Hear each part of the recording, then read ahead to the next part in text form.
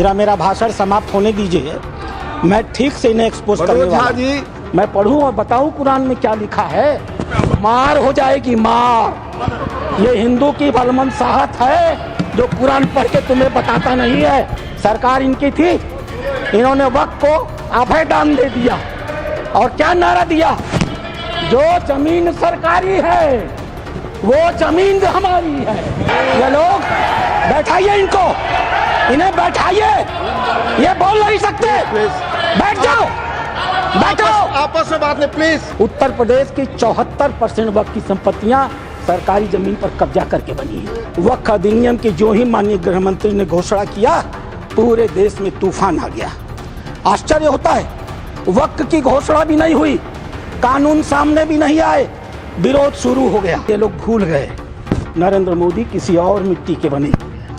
आपके विरोध से वो डरने वाले नहीं थे। जैसे फिल्मों में गुंडे हुआ करते थे, जिस औरत पर हाथ रख दी वो औरत उनकी हो गई।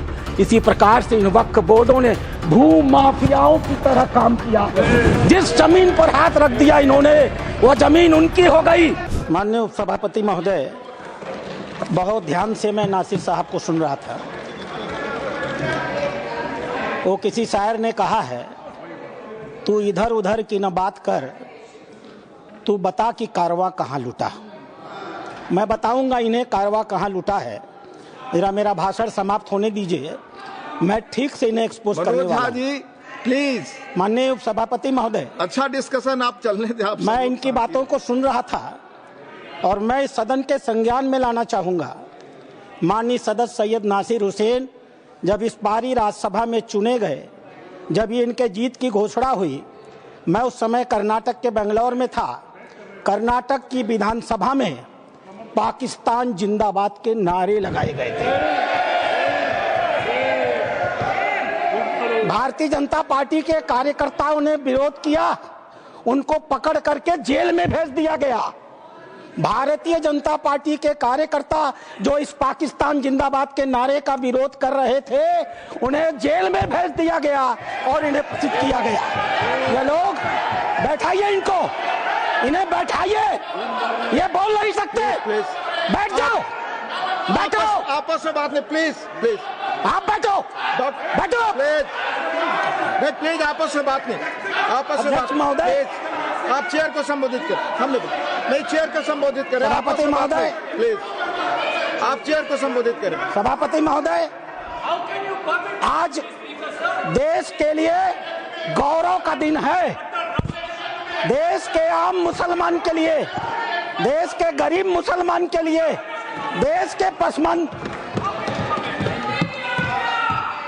बीच में टोका टोकी नहीं होगी, तो दोनों के लिए होना चाहिए। फिर तो please please please Nasir ji please please. झूठ बकवास शब्द उपसभापति महोदय नहीं जा रहा, आप रिकॉर्ड पे नहीं जा रहा, बैठ जाइए। उपसभापति महोदय, आज का दिन गरीब मुसलमानों के लिए, पसमानदा मुसलमानों के लिए, तलाकशुदा महिला बहनों के लिए, विधवा महिला बहनों के लिए, अनाथ बच्चों के लिए आज ऐतिहासिक दिन है। एक क्रांतिकारी परिवर्तन आने जा रहा है। पूरी की पूरी इस गरीब समाज, मुस्लिम समाज की आर्थिक और सामाजिक व्यवस्था में यह वक्फ अधिनियम क्रांतिकारी परिवर्तन लाने जा रहा है। मैं आभारी हूं माननीय मोदी जी का, जिन्होंने इस महान विधेयक को इस सदन में लाने का काम किया। अध्यक्ष उपसभापति महोदय, हम हिंदू हैं, हम लगातार अपने समाज में परिवर्तन की बात करते हैं। हमने लगातार अपनी समाज की बुराइयों के विरुद्ध संघर्ष किया है। इतिहास बड़ा गवाह है, हमारे यहाँ सती प्रथा होती थी, हमने सती प्रथा निषेध अधिनियम लाया। हमारे यहाँ बाल विवाह होता था, हमने बाल विवाह निषेध अधिनियम लाए।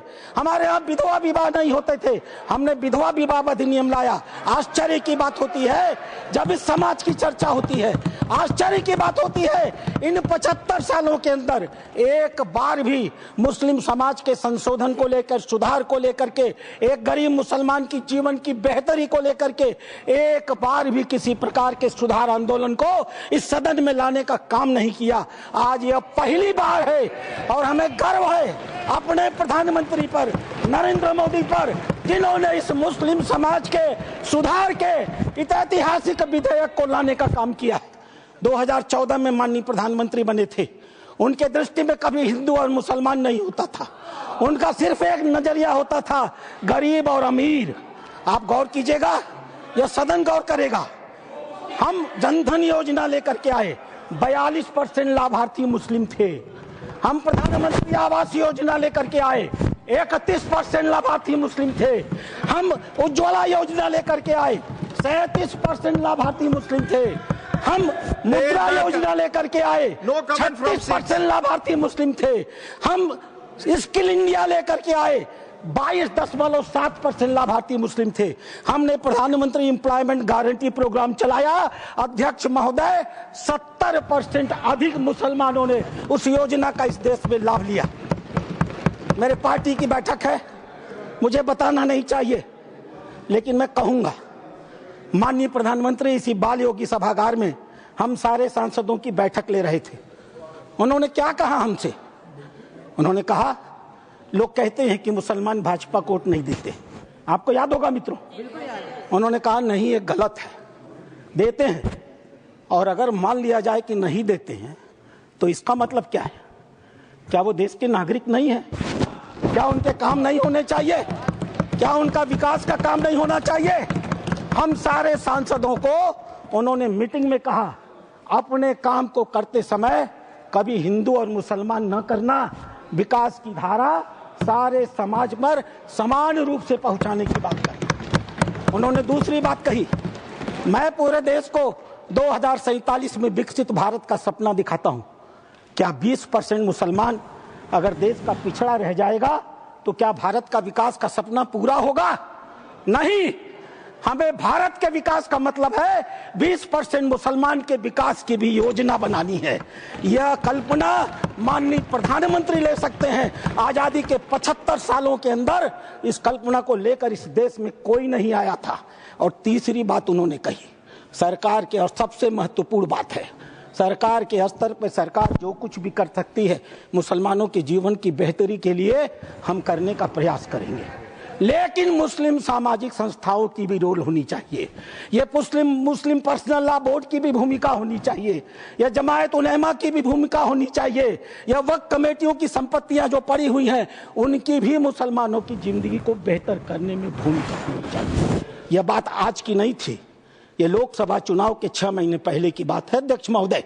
उस समय वो कल्पना लेकर चल रहे थे कि अगर हमने मुस्लिम वक्फ की संपत्तियों का बेहतर उपयोग कर लिया, पारदर्शी उपयोग कर लिया, उनकी आय को बढ़ा दिया, उनके ऊपर जो कब्जा करके लोग बैठे हुए हैं उन कब्जेदारों को हटा दिया, तो स्वाभाविक रूप से जो अकूत संपत्ति पूरे भारत में मुसलमानों के पास आएगी, हम उसका इस्तेमाल गरीब मुसलमानों की शिक्षा के लिए, जीवन की बेहतरी के लिए, उनके मुसलमान महिलाएं दर बदर भीख न मांगे, अपनी इज्जत का समझौता न कर सके, कोई बूढ़ी मुस्लिम रात को खाली पेट सोने के लिए मजबूर न हो, हम उसके लिए व्यवस्था करके लाएंगे। और वस्तुतः अध्यक्ष महोदय, वक्फ अधिनियम की जो ही माननीय गृह मंत्री ने घोषणा किया, पूरे देश में तूफान आ गया। आश्चर्य होता है, वक्फ की घोषणा भी नहीं हुई, कानून सामने भी नहीं आए, विरोध शुरू हो गया। तुम्हारी मस्जिदें कब्जा कर ली जाएंगी, तुम्हारे दरगाह कब्जा कर लिए जाएंगे, तुम्हारे कब्रिस्तान कब्जा कर लिए जाएंगे, तुम्हारे मदरसे कब्जा कर लिए जाएंगे। मैं एक पत्रक लेकर के अध्यक्ष महोदय आया हूं। केरल और कर्नाटक की एक आतंकवादी संस्था है PFI, माननीय गृह मंत्री को आभार प्रकट करता हूं, उन्होंने बैन किया है। PFI की एक दूसरी संस्था है SDPI। आज SDPI, मेरे पास पर्चे हैं, मैं गृह मंत्री को सौंपूंगा और आपको भी दूंगा। आज SDPI पूरे देश में, मेरे पास राजस्थान के पर्चे आए हैं जहां SDPI सबसे कमजोर है, पूरे देश में पर्चे बांटे जा रहे हैं और बताया जा रहा है कि ये वक्फ कानून अगर आ गया तो मस्जिदों पर भाजपा सरकार कब्जा कर लेगी। आखिर क्यों? लेकिन ये लोग भूल गए, नरेंद्र मोदी किसी और मिट्टी के बने हुए हैं। आपके विरोध से वो डरने वाले नहीं थे। आप चाहे जितना भी विरोध करते, वो मजबूती के साथ एक आम गरीब मुसलमान, एक दलित, एक पिछड़ी महिला, एक अनाथ महिला, एक तलाकशुदा महिला, अनाथ बच्चों के साथ खड़े होने वाले थे और इसीलिए वो मजबूती से विधेयक लेकर के आए। अध्यक्ष महोदय, ये चर्चा कर रहे थे वक्फ बाई यूजर की। क्या होता है वक्फ बाई यूजर? हजरत मोहम्मद साहब ने क्या कहा था? आपके पास अपनी कोई संपत्ति हो तो दूसरों को भले के लिए दान करो। हदीसों ने क्या लिखा था? यदि किसी व्यक्ति के पास अपनी संपत्ति है, उस संपत्ति का एक हिस्सा वो दान कर सकता है, उसके लिए मुतवल्ली बना सकता है, उसके आय के साधन कैसे होंगे लिख सकता है, आय से होने वाली आय किस वर्ग के उपयोग में आएगी उसके भी निर्देश दे सकता है। What is this Waqf by user? किसने आपको संपत्ति दी? किसने आपको संपत्ति दान की? किसके मन में मनसा थी कि अल्लाह को दे दिया जाए? एक भी आदमी ने वक्फ बाय यूजर की संपत्ति वक्फ के अधिनियम के तहत नहीं दी। जैसे फिल्मों में गुंडे हुआ करते थे, जिस औरत पर हाथ रख दी वो औरत उनकी हो गई, इसी प्रकार से इन वक्फ बोर्डों ने भू माफियाओं की तरह काम किया। जिस जमीन पर हाथ रख दिया इन्होंने वो जमीन उनकी हो गई। आज इस मानसिकता से ये काम करते हैं। जमीनों पर मैं कानून लेकर के आया हूं। अध्यक्ष महोदय, इसी सदन में माननीय सदस्य झूठ बोल रहे थे, असत्य बोल रहे थे। 1995 का यह एक्ट है, धारा 40, द बोर्ड में इटसेल्फ कलेक्ट इंफॉर्मेशन। बोर्ड स्वतः इस बात की सूचना इकट्ठी कर सकता है यदि उसे इसका कोई कारण महसूस होता है कि यह वक्फ की प्रॉपर्टी है। आगे क्या करेगा? And it any question arises whether a particular property is a waqf property or not, whether a waqf is a Sunni or Shia board. After making such inquiry as is deemed fit, decides the question. संपत्ति पर हाथ रख दो, किसी भी संपत्ति को वक्फ board की संपत्ति कह दो और वक्फ बोर्ड खुद ही तय कर लेगा कि वो संपत्ति वक्फ की है कि नहीं है, और जिस बेचारे की संपत्ति ले ली जाएगी उसको पता ही नहीं चलेगा। और अगला वाक्य क्या है? The decision of the board on the question under section 1 shall, unless revoked by tribunal, shall be final. Tribunal ने अगर उस निर्णय को बदला नहीं तो वह डिसीजन फाइनल होगा। और उसी एक्ट का दूसरा हिस्सा है अध्यक्ष महोदय, no appeal shall lie against any decision or order whether interim or otherwise given or made by tribunal. Tribunal के द्वारा कोई भी आदेश जो दिया गया होगा उसके खिलाफ किसी प्रकार की अपील नहीं होगी। एक अपार्टमेंट में कोई परिवार चला जाए, किराए पर मकान ले ले, और ऐसी घटना हुई है अपार्टमेंट में, किराए पर मकान ले ले, अपने 4 मित्रों को बुला ले और नमाज पढ़ ले। 5वें दिन वो कह देगा हमने इस स्थान पर नमाज पढ़ी है, यह वक्फ बाय यूजर है, अब इसे वक्फ घोषित कर दो। और घोषित हो गई। अध्यक्ष महोदय, आपके पास एक बड़ी जमीन है, खाली पड़ी है, बगल में कुछ मुस्लिम परिवार रहते हैं, उन्हें नमाज पढ़ने के लिए कहीं जाना होता है, वो उस जमीन पर नमाज पढ़ ले। आप हिंदू हैं, आप मना नहीं करते। 5 दिन 7 दिन नमाज पढ़ने के बाद वो लिख के दे देंगे कि हम लोग इस जमीन पर नमाज पढ़ते थे, अब यह वक्फ बाय यूजर हो गई, अब इस जमीन पर किसी का कोई अधिकार नहीं रहेगा। माननीय संसदीय कार्य मंत्री उल्लेख कर रहे थे उस घटना का, तमिलनाडु की घटना का उल्लेख कर रहे थे। क्या हुआ तमिलनाडु में? एक रामचंद्रन नाम का आदमी अध्यक्ष महोदय, वह व्यक्ति अपनी लड़की की शादी के लिए अपनी जमीन बेचना चाहता था। वह जमीन बेचने के लिए जब रजिस्ट्रार के घर गया, ऑफिस में गया, तो पता चला कि वह जमीन उसके नाम पर ही नहीं है, वह जमीन वक्फ को दे दी गई। जब हल्ला मचा, गांव के लोग रजिस्ट्रार ऑफिस में गए तो पता चला कि उन दोनों गांवों की सारी जमीन वक्फ को दे दी गई। 1500 साल पुराना मंदिर भी वक्फ के हवाले कर दिया गया। यह होता है इन लोगों का वक्फ बाय यूजर अध्यक्ष महोदय। और आश्चर्य होता है, इन्हें बैठाया जाए अध्यक्ष महोदय, आश्चर्य होता है। मैं भी जेपीसी का मेंबर हूँ, ये भी जेपीसी के मेंबर हैं, ये गवाह है इस बात के। मैं लगातार जेपीसी में जितने भी विटनेस आते रहे, इनके बड़े बड़े धार्मिक मतावलंबी, मैं उनसे कुरान को कोट करके कहता रहा। मैं कुरान पढ़ता हूँ, कोई बुराई नहीं है किसी धर्म को पढ़ने में। मैंने कुरान को कोट करके कहा कि मौलवी साहब ये तो बताओ कि इस कुरान में या किस हदीस में यह लिखा है कि अगर हमने कोई संपत्ति दान नहीं की तो तुम उसको वक्फ बाय यूजर मालिकाना मान लोगे। किसी के पास एक भी मेरे सवाल का जवाब नहीं दिया। इन लोगों ने क्या किया मालूम है? वो जो ओवैसी साहब वहां बैठते हैं ना, उन्होंने मेरा नाम रख दिया मौलाना डॉक्टर राधा मोहन अग्रवाल। अब इससे बड़ी मेरी जीत क्या हो सकती है? मैंने इनसे पूछा, इस बात पर बहस होती है कि डीड लिखित गया या नहीं। मैंने इनसे कहा, जब हजरत मोहम्मद साहब ने अपने आयतों में लिखा है, 3 आयतें हैं, 4, आप चाहिएगा तो मैं पेश करूंगा।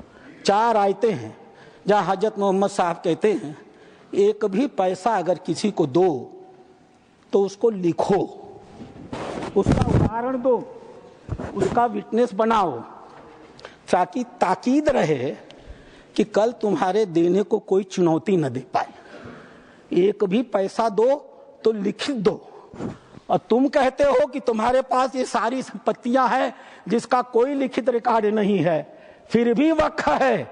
मेरे एक भी सवाल का जवाब, मैं उस कमेटी की बातों को बोलता नहीं, लेकिन चूंकि इन्होंने कमेटी का उल्लेख कर दिया इसलिए मैं इन्हें एक्सपोज कर रहा हूं।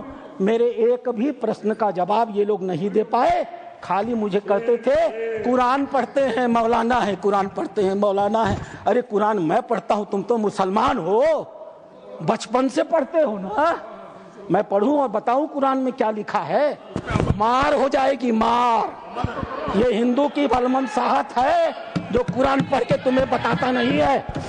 अध्यक्ष महोदय दूसरी चीज, अध्यक्ष महोदय दूसरी चीज, सरकार इनकी थी, इन्होंने वक्त को अभय दान दे दिया और क्या नारा दिया? जो जमीन सरकारी है वो जमीन हमारी है। सरकारी संपत्तियों पर कब्जा करने का ऐतिहासिक इन्होंने कर्म काहे किया है। उत्तर प्रदेश की 74% वक्त की संपत्तियां सरकारी जमीन पर कब्जा करके बनी है। तेलंगाना में 50% की संपत्तियां सरकारी जमीन पर कब्जा करके बनी है। पूरा अभयदान इनको मिला था अध्यक्ष महोदय, और उसका फल क्या हुआ? 2006 में सच्चर कमेटी की रिपोर्ट आई। सच्चर कमेटी ने कहा 4,50,000 संपत्ति है और 6 लाख एकड़ जमीन है। आज 2024 में 8,72,000 संपत्ति है और 37,94,000 एकड़ जमीन है। 2006 से 2023 6 लाख एकड़ से बढ़ करके 37,94,000 एकड़ जमीन इनकी हो गई। इन्हें बताना तो पड़ेगा सभापति महोदय कि आखिर 31 लाख अतिरिक्त जमीन इन्होंने पाई से कहां से है। इन्हें उसका उदाहरण देना पड़ेगा। अध्यक्ष महोदय, जितना ये कांग्रेस के पहले वक्ता रहे हैं, जितना समय ये बोले हैं, मैं भी उतना ही समय बोलने वाला हूं। यह मेरा अधिकार है सभापति महोदय। मैं एक बात कहना चाहूंगा अध्यक्ष महोदय, इन्होंने चर्चा किया, कर्नाटक के हैं ये,